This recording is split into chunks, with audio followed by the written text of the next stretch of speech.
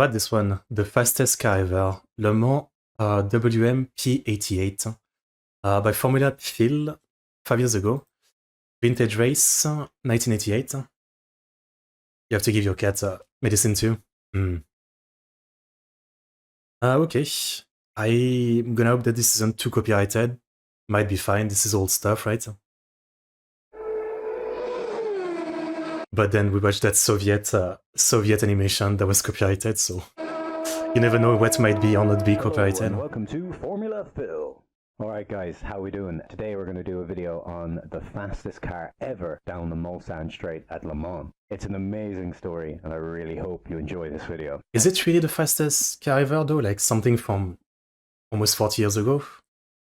You'd think it has been beaten by now? And subscribe. Now, let's get into it. Two Peugeot engineers, Gerhard Welter and Michel My car used to be Peugeot. established WM Racing in their spare time. The small team was entirely staffed by volunteers. WM Racing had remarkable success in the 70s, but during the 80s, money became paramount. And works teams like Jaguar and Porsche were spending millions on the budget for Le Mans. WM Racing had a fraction of that to spend. And by the mid-80s, WM struggled to maintain competitiveness in the Group C era. So, the two French engineers decided to hatch a plan and concentrate their limited resources on achieving a single goal. And that goal was to be the fastest down the Mulsanne Straight and crack the 400 kilometers an hour 400 km/h. Shy of 250 mile an hour in old money. Project 400 was born. Velta and Mounier couldn't really afford to design a whole... I sold my car, but I don't think it was super fast. Huh? I think I had like 92 horsepower, maybe? It wasn't crazy. New car from scratch. So it was a normal car. In motorsport, I see. I see. In a race, okay. And they christened the car P87. Their employers, Peugeot... Yeah. A couple of weeks ago, we checked out like some old Soviet like pirate animation, I think it was, or something. And for some reason that was actually copyright claimed. Obviously the irony is there, but it was.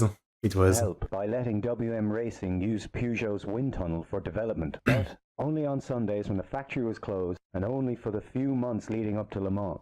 Being Peugeot engineers and what was ever close to hand, they decided that the power plant should be in the form of the PRV engine. Yes, that same 2.8 V6 you can find in the Renault Espace, the Renault Safrane, and the DeLorean, all of which are not known for their respective speeds. But the boys slung on twin Garrett turbochargers. The little road car-derived V6 was supposedly able to churn out 850 bhp in Banzai spec. And after a year of development, in 1987, they were ready to race. But it was almost a complete disaster by all accounts. The car had huge engine management problems, and the fuel supply... But great, good copyright. P87 couldn't achieve 3 consecutive laps without some mechanical issue. And just after 13 laps, the engine was seized and the race was over. However, P87 was clocked down the Mulsanne Straight at 381 kilometers an hour, or around 236. I kind of love the design, like clearly for the... You know, it's clearly made for like aerodynamism, right? But it has such a kind of almost futuristic kind of look, like a plane car or something. It's a good look. I like it. Miles an hour. That was short of the objective, but nevertheless a new record. Buoyed on by the turn of speed they achieved, the tiny team constructed a whole new car for 1988, with the engine enlarged to 2.9 and some small aerodynamic changes. This car was called the P88. And alongside the new P88, the team also fielded the older P87. Now, the top speed attempt started, and early on there were problems, with both cars barely clearing 380 kilometers an hour, and both cars suffering no, to win against Jaguar Ferrari, so this says creator will go for the speed. And the older car, P87, officially retired just after 13 laps again, this time with transmission failure. The newer P88 hadn't run right all weekend, and after sitting stationary in the pits for over 3.5 hours while the race was being run, P88 was sent back out again with Roger Dorchet behind the wheel. one last-ditch attempt at this elusive 400 kilometers an hour record. Alright. Mechanics taped up all the bodywork seams and even the cooling ducts and told Dorche to turn up the boost to 900 bhp, Okay. pure grenade spec. Dorche went out, hammered down the Mulsanne straight, with no doubt They wanted to every kill the driver. warning light on and every gorge in the red. Running at maximum boost saw the P88 return soon after with cooling, electrical and turbo issues that were terminal. It was over. Yeah. But had they done it? After an agonizing wait, official ACO speed trap figures confirmed that yes, after 2 long years, WM Racing had done it. They had officially broken the 400 kilometers an hour barrier with 407 kilometers an hour, or 252.89 miles an hour. Why is it not beaten today though? Like, has there been like rules that you can't go past the speed or something anymore? Because otherwise I was thinking, yeah, with like the technological advancement, you'd think it could definitely be broken again.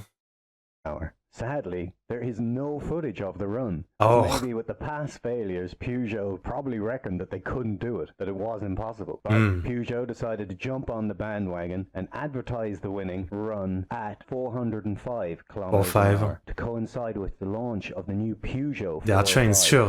And that must have sucked for WM Racing, because here at Formula Phil, I have a brother who's a sand speed record holder, and after being with him on record-breaking runs, I know that 2 kilometers an hour is well earned, and 2 kilometers more at that speed would be like conquering Everest. But I suppose the two engineers were thankful for Peugeot giving them the use of the wind tunnel, and probably all the PRV engines that they blew up, and the publicity afterwards. Anyway, the monumental goal was achieved. And believe it or not, the small squad at WM Racing had another go in 1989, but various problems prevented the cars from even starting the race. And actually, in 1989, the Mercedes-powered C9, or Sauber C9, was regularly clocked at 399 or just under 250. All this hoo-ha attracted a lot of attention, and in 1990, 2 chicanes were added to the long straight, ensuring that the P88 will most likely forever hold the record at 407. No straight long enough, I see. Some say that the taping up of the ducts of the P88 is an urban myth, and the team have said that all they did was turn up the boost. But come on, WM Racing are hardly going to admit that they sent a car out on track that was unsafe, knowing it could blow up and seize at any moment, would they? Yeah. Anywho, it's an amazing story. I was gonna say, like, story of perseverance. It's a luck the pilot didn't die. Small guy winning against the bigger teams. All right, admit they kind of made their own game with the top speed, but